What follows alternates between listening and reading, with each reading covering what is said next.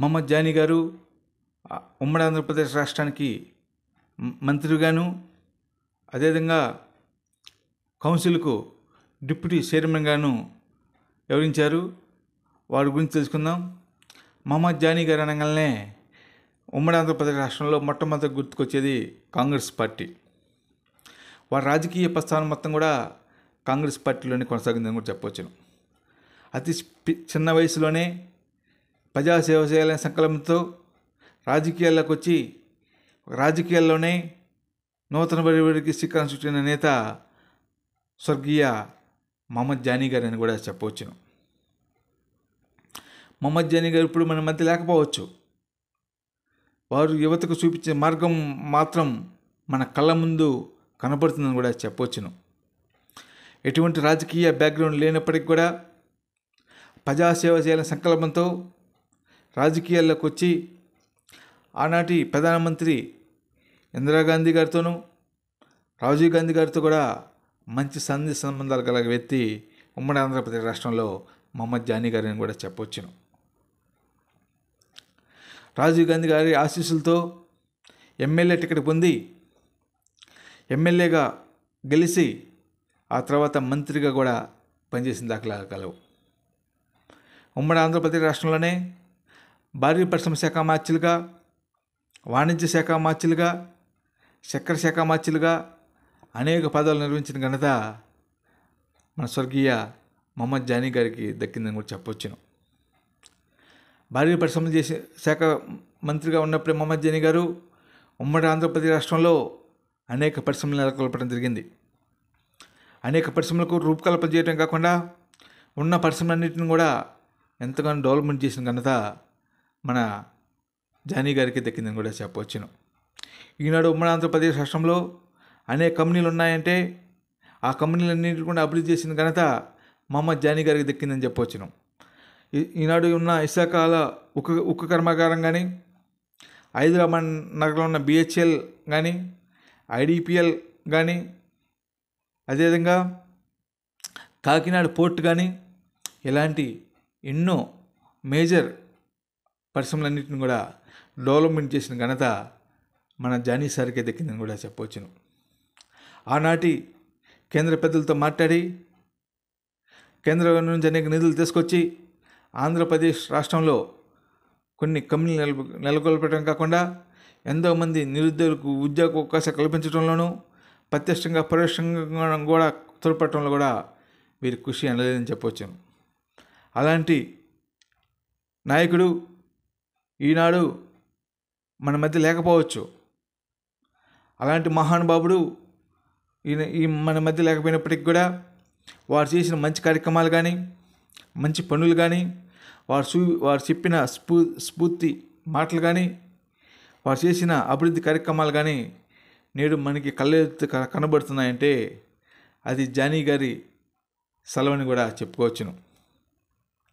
ఏ background లేకుండా రాజకీయాల్లోకి వచ్చి కేవలం ప్రజల మద్దతుతోనే గెలిచి ఢిల్లీ స్థాయిలో మహమ్మద్ జానీ గారు అంటే ఒక ప్రత్యేక స్థానాన్ని ఇందిరాగాంధీ గారి కుటుంబంలోనూ రాజీవ్ గాంధీ గారి కుటుంబంలోనూ ఏర్పరచుకున్నారంటే అది ఒక మహమ్మద్ జానీ గారికి దక్కిందని కూడా చెప్పవచ్చును. అంతేకాకుండా ఉమ్మడి ఆంధ్రప్రదేశ్ రాష్ట్రంలో ముస్లిం మైనారిటీల తరపున కాంగ్రెస్ పార్టీలో సీనియర్ నాయకుడిగా ఉన్నారు. ఉమ్మడి ఆంధ్రప్రదేశ్ రాష్ట్రంలో ముస్లిం మైనారిటీల అన్ని ఓట్లు కూడా ఏకబద్ధంగా కాంగ్రెస్ పార్టీకి పడేలా చేయడంలో జానీ గారు కృషి అనలేదని చెప్పవచ్చును. అతను కాంగ్రెస్ పార్టీలోని దాదాపు అందరు ముఖ్యమంత్రుల దగ్గర మంత్రి పదవులు చేసినారు. అందరు ముఖ్యమంత్రులు మన్ననలు పొందినారంటే అతనికి ప్రజల్లోని అభిమానం తప్ప మరో కారణం కాదని చెప్పవచ్చును. కాంగ్రెస్ పార్టీలోని అందరు ముఖ్యమంత్రులతో కూడా సన్ని సంబంధాలు కలవు. అందరు ముఖ్యమంత్రుల దగ్గర కూడా ఎమ్మెల్యేగాను, మంత్రిగా గాను, ఎమ్మెల్సీ గాను, డిప్యూటీ సీఎంగా పనిచేసినా కూడా ఎక్కడ కూడా ఒక అవినీతి మరక లేకుండా రాజకీయాలు నడిపారంటే ఆ ముఖ్యమంత్రులు తమకు ఇచ్చిన బాధ్యతలన్నింటినీ సక్రమంగా నిర్వహించారంటే జానీ గారు ఎంత సమర్థవంతంగా రాజకీయాలను నడిపినారో మనకు అర్థమవుతుంది. రాజకీయాల్లో కూడా రావటమే కాకుండా రాజకీయాలు కూడా నిక్కాసుగా నిరాశగా నడిపిన ఘనత మన మొహమ్మద్ జానీ గారికి దక్కిందని కూడా చెప్పవచ్చును. అతను మంత్రిగా ఉన్న కాలంలో ఉమ్మడి గుంటూరు జిల్లాలో కూడా ఎంతగానో అభివృద్ధి చేయడం జరిగింది. ఆనాడు మొహమ్మద్ జానీ గారు ఉమ్మడి గుంటూరు జిల్లాకు ఏకైక మంత్రి అతను ఒక్కడే. ఉమ్మడి గుంటూరు జిల్లా వ్యాప్తంగా పర్యటించి ప్రజల అవసరాలను తెలుసుకొని ప్రజలకు కావాల్సిన పనులను అక్కడికక్కడికి చేసే విధంగా అధికారులకు ఆదేశాలు ఇవ్వడం కాకుండా అవసరమైతే తానే అక్కడుండి స్వయంగా ఆ పనులు నెరవేరేదాకా ఉన్నారంటే ప్రజల్లోకి చొచ్చుకోబోయే విధంగా రాజకీయ నాయకుడిగా ఉన్నారంటే అది ఒక జానీ గారికి సాధ్యమైందని కూడా చెప్పవచ్చును. జానీ గారు తను ఎన్ని పదవులు అనుభవించినప్పటికీ ఏమాత్రం గర్వం లేకుండా ఉంటూ చివరి శ్వాస వరకు కూడా ప్రజాసేవలో ఉన్నారంటే ప్రజలపైన వాళ్ళకున్న అభిమానం ఏమిటో మనకు అర్థమవుతుంది. అందుకనే వారు మన ముందు లేకపోయినప్పటికీ వారు చేసిన మంచి కార్యక్రమాలన్నీ కూడా మనకి మరుపురాని ఘట్టాలుగా ఉన్నాయని కూడా చెప్పడంలో ఎలాంటి అనుమానం లేదు. జానీ గారు ఉమ్మడి ఆంధ్రప్రదేశ్ రాష్ట్రంలో 2004లో కూడా అప్పటి ముఖ్యమంత్రి రాజశేఖర రెడ్డి గారిని సీఎం చేయడంలో కూడా ముస్లిం ఓట్లన్నీ కూడా అన్ని ఓట్లు కూడా కాంగ్రెస్ పార్టీకి పడేలాగా చేయడంలోనూ రాజశేఖర రెడ్డి గారిని 2 సార్లు ముఖ్యమంత్రి చేయడంలో కూడా మొహమ్మద్ జానీ గారి కృషి లేని చెప్పవచ్చును. ఒక రకం చెప్పాలంటే రాజశేఖర రెడ్డి గారికి 2 సార్లు పిసిసి అధ్యక్షులు చేయడంలోనూ అదేవిధంగాను 2 సార్లు ముఖ్యమంత్రి చేయడంలో కూడా కీలక పాత్ర పోషించిన వ్యక్తుల్లో మొహమ్మద్ జానీ గారు ప్రథముడని కూడా చెప్పవచ్చును. వైఎస్ రాజశేఖర రెడ్డి గారికి కుడిభుజంగా జానీ గారు గుంటూరు జిల్లా రాజకీయాలను నడిపారని కూడా చెప్పవచ్చును. అదేవిధంగా రాజశేఖర రెడ్డి గారికి ముఖ్యమంత్రి ఉన్న సమయం మొత్తం కూడా గుంటూరు జిల్లా వ్యవహారం మొత్తం కూడా జానీ గారికి అప్పచెప్పారంటే దానికి కారణము జానీ గారు ఎంతో సమర్థవంతంగా పనిచేస్తారు.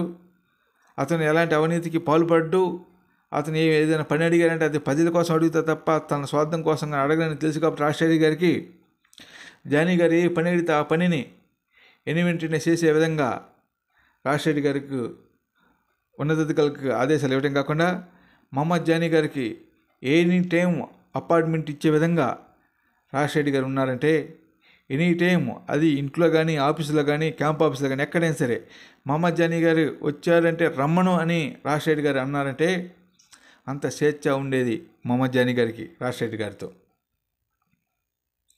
అదేవిధంగా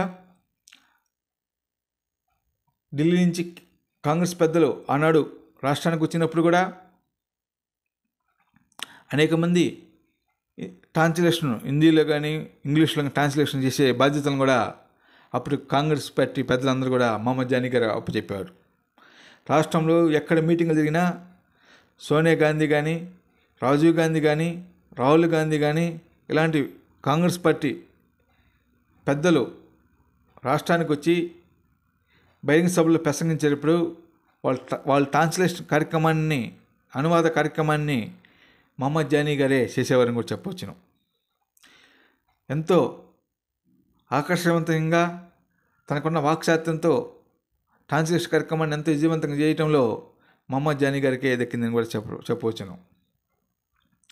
కౌన్సిల్లో కూడా డిప్యూటీ చైర్మన్గా కూడా మొహమ్మద్ జానీ గారు ఎంతో బాధ్యతలు వహించారు. డిప్యూటీ చైర్మన్గా కూడా బాధ్యతలు నిర్వహించినప్పుడు అధికార పక్ష సమస్యలను కాకుండా ప్రతిపక్షాలు చెప్పిన సమస్యలు కూడా వాళ్లకు కూడా ఎక్కువ సమయాన్ని ఇవ్వడంలో కూడా జానీ గారు ముందున్నారని చెప్పవచ్చును. అందుకనే ప్రతిపక్ష పార్టీలు కూడా ఆనాడు జానీ గారిని అభినందించాయంటే కారణం ఏంటంటే ప్రజల సమస్య ప్రస్తావించినప్పుడు అధికార పక్షానికే కాదు ప్రతిపక్షానికి కూడా తగిన సమయం ఇవ్వాలని ఆనాడు వాదించి అధికార పక్షానికి ఎంత సమయం అయితే కౌన్సిల్ ఇస్తారో అదే సమయాన్ని ప్రతిపక్షాలను కూడా ఇచ్చి ప్రతిపక్ష పార్టీల మన్ననలు పొందారంటే జానీ గారికి కేవలం ప్రజలపై ఉన్న అభిమానం తప్ప మరో కారణం కాదని చెప్పవచ్చును. మొహమ్మద్ జానీ గారు రాజశేఖర గారి పైన ఎలాంటి ప్రేమ నిరాగాలు చూపారో ఆ ప్రేమ నిరాగాలను జగన్మోహన్ రెడ్డి గారి పైన చూపించి జగన్మోహన్ రెడ్డి గారి ఆదేశాల ప్రకారం ఆహ్వానం మేరకు వైసీపీ పార్టీలో చేరటం జరిగింది. జగన్మోహన్ రెడ్డి గారిని సీఎం చేయడంలో కూడా మొహమ్మద్ జానీ గారు కీలక పాత్ర పోషించని కూడా చెప్పవచ్చును. జగన్మోహన్ రెడ్డి గారు సీఎంగా ఉన్నప్పుడు అనేక మార్లు జగన్మోహన్ రెడ్డి గారిని కలిసి ఆనాడు రాజశేఖర్ గారు చేసిన అభివృద్ధి కార్యక్రమాలు వివరించడంలోనూ, రాజశేఖర్ గారితో ఉన్న సన్నివాళ్ళని అనేక సంక్షేమ కార్యక్రమాలను తెలియజేయడంలోనూ, అదేవిధంగా రాజశేఖర్ గారు ఎలాగైతే పేదల గుండెల్లో దేవుడయ్యారో అదే తరహా మీరు అంతకంటే మెరుగ్గా ప్రజలకు సేవ చేసి తండ్రికి మించిన తనయుడు కావాలని జగన్మోహన్ రెడ్డి గారిని కొనియాడారంటే జానీ గారికి జగన్మోహన్ రెడ్డి గారితో ఉన్న సన్నివేశం ఏమిటో మనకు అర్థమవుతుంది. జానీ గారు ఈనాడు మన మధ్య లేకపోయినప్పటికీ కూడా వారు చేసిన అనేక మంచి కార్యక్రమాలు గుంటూరు పట్టణంలో కానీ ఉమ్మడి గుంటూరు జిల్లా ప్రజలకు కానీ మనకు అర్థమవుతున్నవి. గుంటూరులో బస్ స్టాండింగ్ నిర్మించడంలో కానీ, అదేవిధంగా రైల్వే స్టేషన్ని ఆధునీకరణ చేయడంలో కానీ, గుంటూరు పట్టణాన్ని సుందరీకరణ చేయడంలో కానీ, గుంటూరులో డ్రైనేజ్ వ్యవస్థ మొత్తాన్ని కూడా సమస్యలు లేకుండా చేయడంలో కానీ, గుంటూరు ప్రజలకు తాగునీరు అందించడంలో కానీ, అదే గుంటూరు పట్టణ పక్కన ఉన్న పొలాలకు సాగునీరు అందించడంలో కూడా జానీ గారి కృషి అనలేదని చెప్పవచ్చును.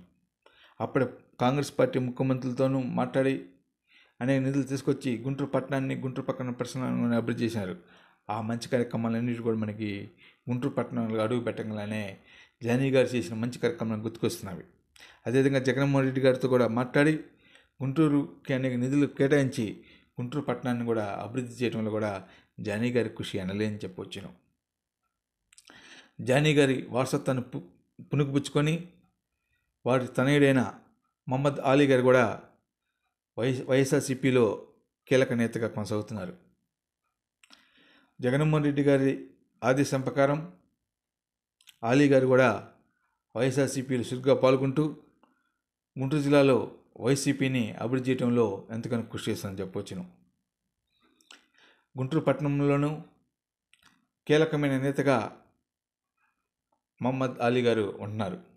తన తండ్రి జానీ గారు చేసిన మంచి కార్యక్రమాలు, మంచి పనులే తన రాజకీయ ఎదుగుదలకు దోహదపడతాయని, ఆనాడు మా తండ్రి గారు రాజశేఖర రెడ్డి గారు మా తండ్రి జానీ గారు ఎలాగైతే సన్నిహిత సంబంధంతో రాజకీయాలు నడిపి ప్రజలకు సేవ చేశారో వారి బాటలోనే తాము కూడా జగన్మోహన్ రెడ్డి గారి ఆదేశాల ప్రకారం జగన్మోహన్ రెడ్డి గారితో అదే సన్నిహిత సంబంధాలు కొనసాగించి జగన్మోహన్ రెడ్డి గారి ఆదేశం ప్రకారం అండదండలతో గుంటూరులో వైఎస్ఆర్సీపీ అభివృద్ధికి తన వంతుకు ఎల్లప్పుడూ కృషి చేస్తానని, జగన్మోహన్ రెడ్డి గారి బాటను తాను పయనిస్తానని, జగన్మోహన్ రెడ్డి గారిని మరలా సీఎం చేయడం తన దయమని కూడా మహమ్మద్ అలీ గారు అంటున్నారు. గతంలో వైఎస్ఆర్సీపీ చాలా మంచి పనులు చేసినప్పటికీ కూడా కూటమి ప్రభుత్వం అబద్ధం హామీలు ఇవ్వడం వలన వైఎస్ఆర్సీపీ ఓటమికి చెందిందని ప్రజలందరూ కూడా ఇప్పుడు గమనిస్తున్నారని, ఎప్పుడు ఎన్నికలు జరిగినా కూడా ఆంధ్రప్రదేశ్ రాష్ట్రంలో వైఎస్ఆర్సీపీ ఘన విజయం సాధించిన ఖాయమని, రెండోసారి మరలా జగన్మోహన్ రెడ్డి గారు సీఎం కావడం ఖాయమని కూడా మహమ్మద్ అలీ గారు అంటున్నారు. జగన్మోహన్ రెడ్డి గారు సీఎం అయితేనే ఆంధ్రప్రదేశ్ రాష్ట్రం అభివృద్ధి పదంలో ముందుకెళ్తుందని, అన్ని వర్గాలకు మేలు చేకూరుతుందని, జగన్మోహన్ రెడ్డి గారు ఒక మాట ఇచ్చారంటే ఆ మాట కోసం ఎందాకైనా ముందుకెళ్తారని, ఎంత ఖర్చు అయినా కూడా ఆ పథకాన్ని అమలు చేస్తారని ఆ సంగతి ప్రజలందరూ తెలుసు కాబట్టి జగన్మోహన్ రెడ్డి గారు లేని లోటు ఇప్పుడు ఆంధ్రప్రదేశ్ ప్రజలందరూ గుర్తిస్తున్నారని అందరూ తెలుసుకున్నారు. కాబట్టి ఎప్పుడు ఎన్నికలు జరిగినా కూడా ఆంధ్రప్రదేశ్ రాష్ట్రంలో వైఎస్ఆర్సీపీ విజయడంక మోగించడం ఖాయమని, వైఎస్ జగన్మోహన్ రెడ్డి గారు మళ్ళా రెండోసారి ఆంధ్రప్రదేశ్ రాష్ట్రానికి సీఎం కావడం తథ్యమని కూడా మహమ్మద్ అలీ గారు అన్నారు. జగన్మోహన్ రెడ్డి గారు ఏ బాధ్యత అప్పచెబితే ఆ బాధ్యతను సంబంధం నిర్వహించడానికి సంసిద్ధంగా ఉన్నారని, జగన్మోహన్ రెడ్డి గారి ఆశీస్సులతో, జగన్మోహన్ రెడ్డి గారి అండదండలతో తాను వైఎస్ఆర్సీపీలోను అభివృద్ధి చేయడానికి అన్ని విధాలుగా సహకరిస్తానని కూడా అన్నారు. జగన్మోహన్ రెడ్డి గారు చూపిన బాటలను తాను పనిస్తానని, జగన్మోహన్ రెడ్డి గారి ఏ బాధ్యత అప్పచెప్పినా ఆ బాధ్యతను విజయవంతంగా పూర్తి చేసి అటు పార్టీకి ఇటు జగన్మోహన్ రెడ్డి గారికి మంచి పేరు తీసుకొస్తానని, ఆనాడు మా నాన్నగారు జానీ గారు రాజశేఖర్ గారు ఎలాగైతే రాజకీయాల్లో చురుగ్గా పాల్గొని ప్రజలకు మేలు చేశారో అదేవిధంగా నేడు జగన్మోహన్ రెడ్డి గారు జానీ తనయుడిగా నేను కూడా రాజకీయాల్లో ఉండి ప్రజలకు మరింత సేవ చేస్తామని కూడా మహమ్మద్ అలీ గారు ఎంతో వినయపూర్వకంగా తెలియజేస్తున్నారు. వైఎస్ జగన్మోహన్ రెడ్డి గారు కూడా మహమ్మద్ జానీ గారి వారసుడైన అలీ గారి సేవలను వినియోగించుకోవాలని కూడా గుంటూరు జిల్లా ప్రజానీకం కోరుకుంటున్నారు. త్వరలోనే జగన్మోహన్ రెడ్డి గారి కూడా అలీ గారికి మరింత బాధ్యతలు అప్పచెప్పబోతున్నారని, అలీ గారు కూడా ఆ బాధ్యతలు తీసుకో సంసిద్ధంగా ఉన్నారని, ఏ బాధ్యతలు అప్పచెప్పినా పార్టీ అభివృద్ధి కోసం, ప్రజా సంక్షేమం కోసం సేవ చేయడానికి అన్ని విధాలుగా అన్ని వేళల్లో ముందుంటానని కూడా మహమ్మద్ అలీ గారు అన్నారు. తన లక్ష్యం, తన గమ్యం, తన ధ్యేయం మరలా రెండోసారి వైఎస్ జగన్మోహన్ రెడ్డి గారిని సీఎం చేయటమే తన లక్ష్యమని కూడా మహమ్మద్ అలీ గారు ఘంటాబద్ధంగా తెలియజేస్తున్నారు.